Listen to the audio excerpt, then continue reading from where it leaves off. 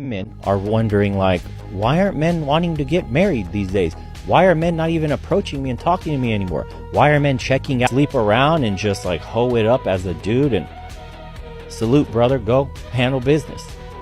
The game ends the same for us. Is that enough? Can you find happiness? Can you find happiness and joy? For some men, it's great. But I think every man on a deeper level yearns for a family, yearns for that dream, like a woman that's supportive, nurturing.